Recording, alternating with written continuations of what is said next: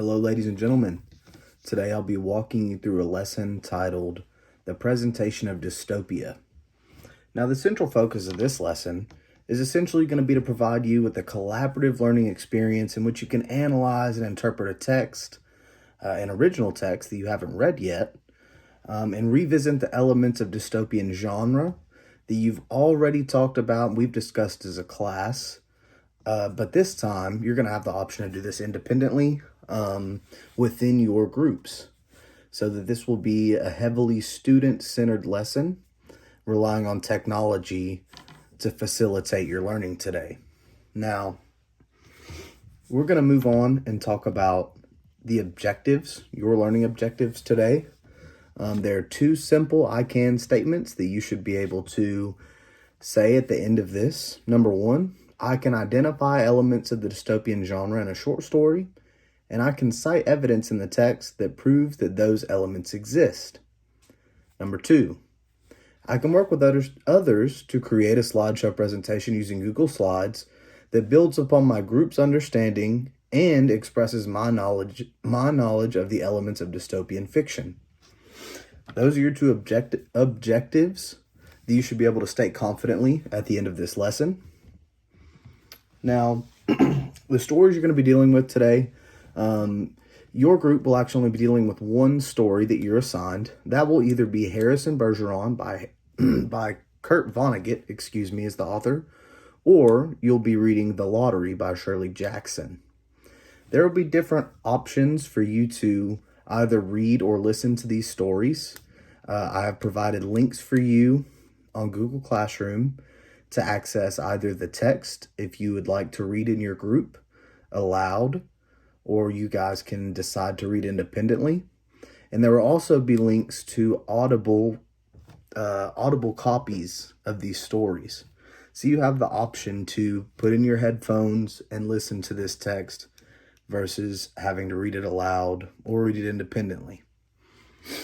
Now, you're going to have a chance at the beginning of this lesson to review what the elements of dystopian literature are.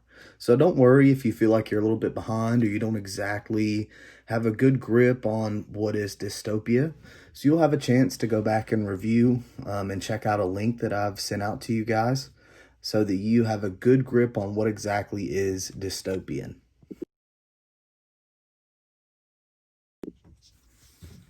How would you feel if I told you that every single time you come on the campus of this school, that the administrators and teachers would have access to everything on your cell phone?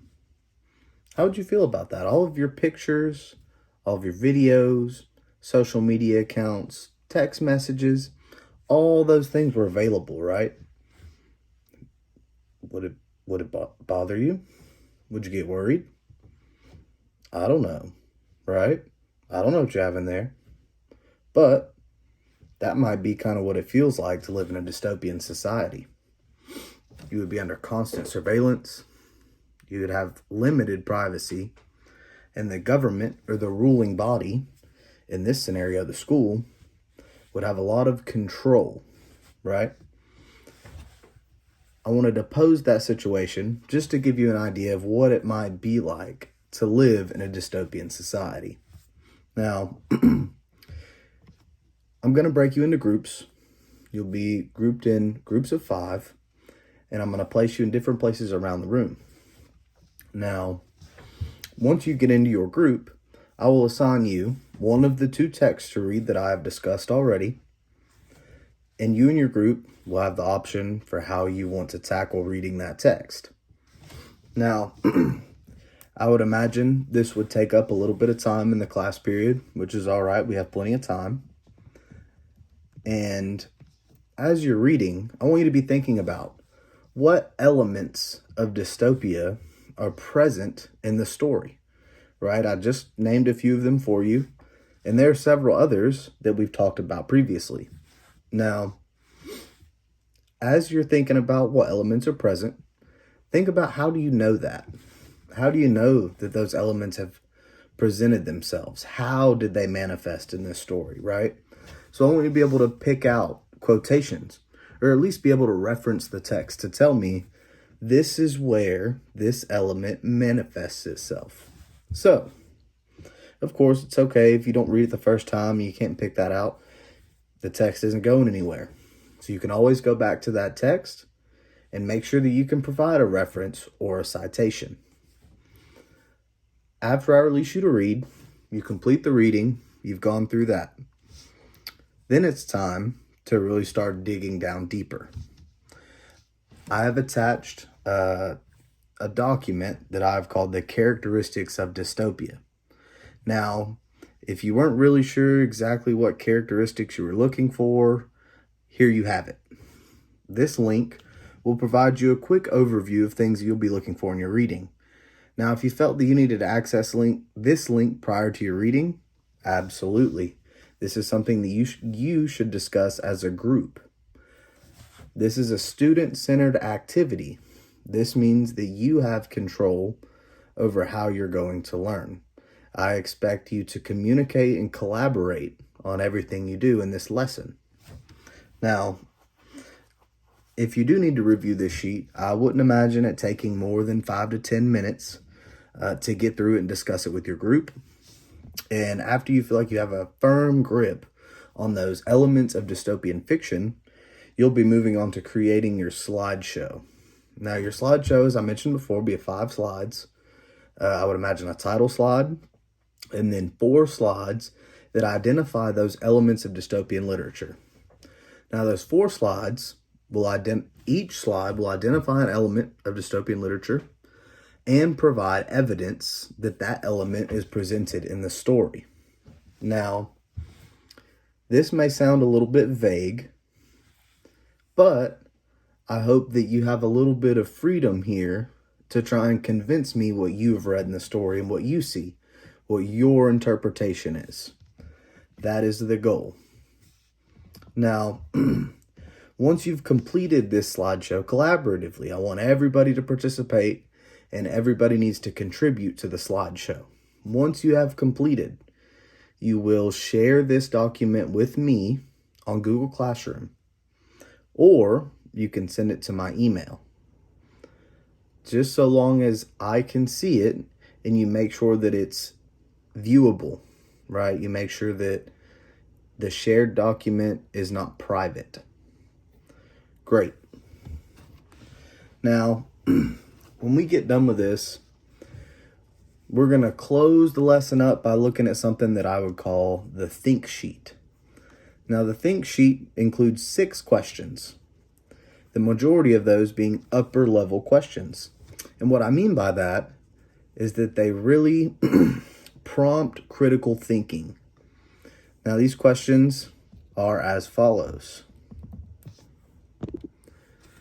Number 1, what is dystopian fiction? Should be easy enough by the end of this. Number 2, what are the elements of dystopian fiction? A little more difficult, but I think we can handle that. Number 3, recall what you know about Nazi Germany during World War II. Would you categorize Germany under Hitler's regime as a dystopian society? Why or why not? That might be a toughie, but again, I think we can handle it. And if we need to discuss a little bit about Germany during World War II or the Nazi regime, I'm happy to do so. Number 4, in your own words, explain what a dystopian society is.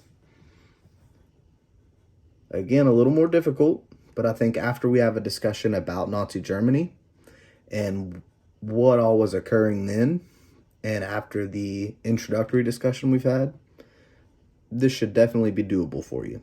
Number 5, was the story you read today, either Harrison Bergeron or The Lottery, dystopian?